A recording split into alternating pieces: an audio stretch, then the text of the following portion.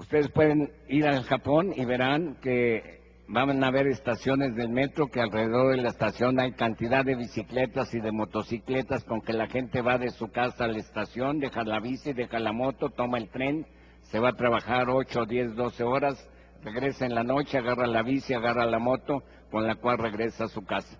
Si está lloviendo, la delegación de Benito Juárez, la de Coyoacán, la de Milpalta, ponen alrededor de la estación cantidad de paraguas que la gente agarra, se va a su casa y al día siguiente regresa ese paraguas a la estación, tal y como sucede en la estación en Nezahualcóyotl, aquí en la Ciudad de México. Nos da risa, ¿verdad?, cuando nos deberíamos de preguntar, ¿por qué lo podrán hacer los japoneses si son mucho más feitos que nosotros? ¿Y por qué no lo podemos hacer nosotros? ¿Saben ustedes por qué? Porque allá se educa bajo el principio de que si no es tuyo, debe ser de alguien.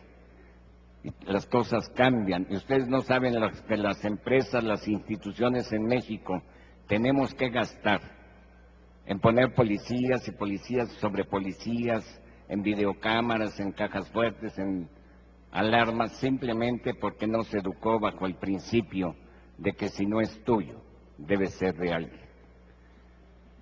También tenemos el gran poder de transformar a nuestra gente. Miren, el que cumple con sus obligaciones y da más de lo que debe, convierte su mundo en un paraíso. El que solo pide y solo exige, convierte su mundo en un infierno. Por favor, siempre estén en condiciones de dar un poquito a esta nación, a su México. Estén orgullosos de vivir en un país envidiado y codiciado por muchas otras naciones, que tenemos el México del desierto, el México del altiplano, el México de las costas, con una gastronomía llena de sabores, llena de colores.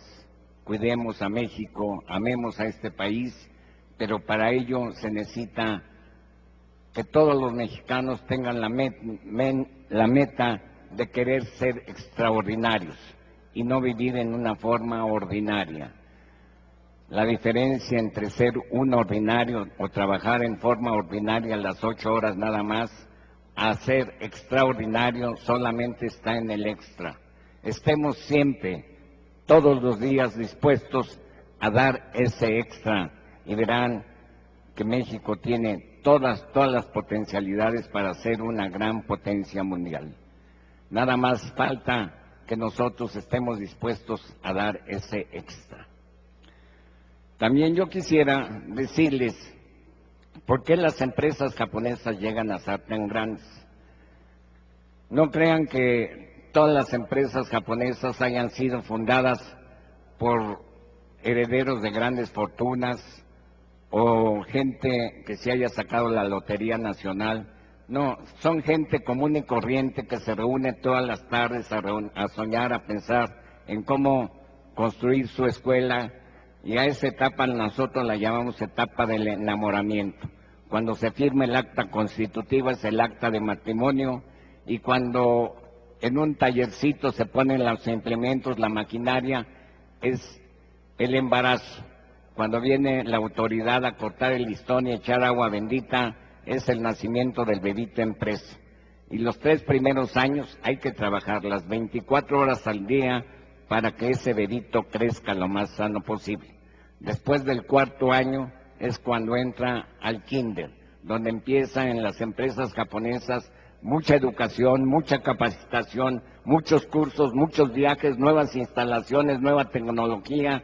Hasta los 20 años los empresarios japoneses no le sacan un solo peso a la empresa. Todo es inversión tras inversión. Me van a preguntar, bueno, ¿y mientras de qué viven los dueños? Los fundadores, vivimos de una regla moral de 1 a 7. Si yo no puedo pagar más que 1,000 pesos al de menor jerarquía, la empresa nada más me puede pagar a mí 7,000. Si yo le pago 5,000 al de menor jerarquía, la empresa me va a pagar a mí 35,000. Porque los pescados se pudren por la cabeza, nunca por la cola, señores.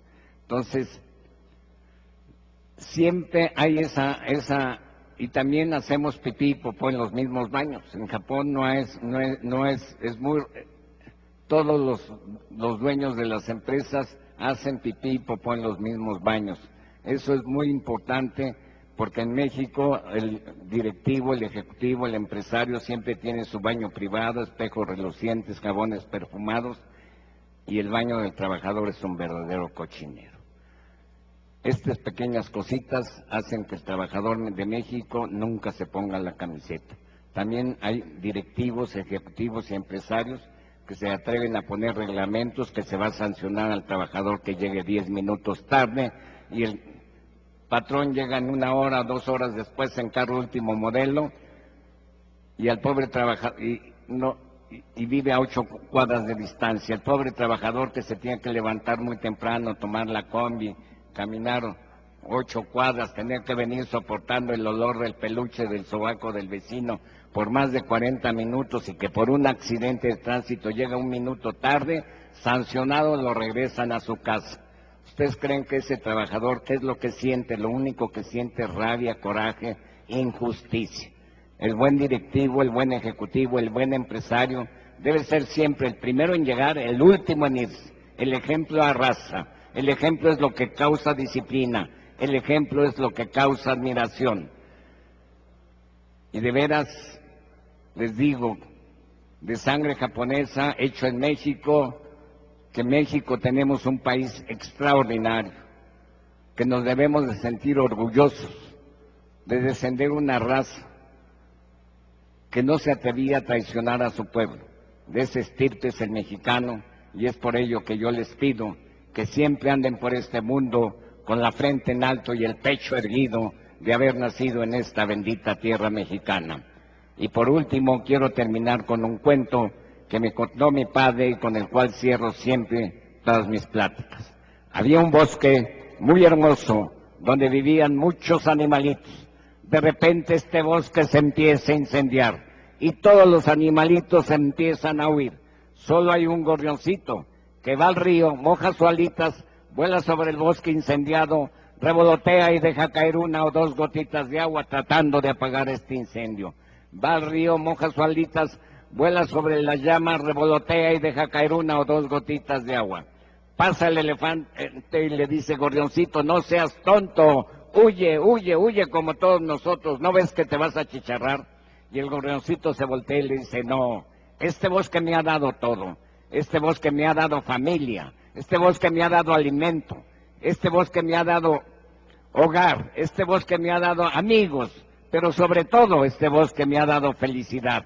Y no va a importar que yo me muera, pero por simple lealtad voy a tratar de salvar a mi bosque. Y así va al río, moja sus alitas, vuela sobre el bosque incendiado, revolotea y deja caer 1 o 2 gotitas de agua. Ante esta actitud, Dios se compadece y deja caer un fuerte tormentón y felizmente el incendio se apaga y al poco rato este bosque vuelve a reverdecer y a florecer y todos vuelven a ser felices y tal vez más felices que antes eran. Querido auditorio, a este bosque yo lo comparo con mi México.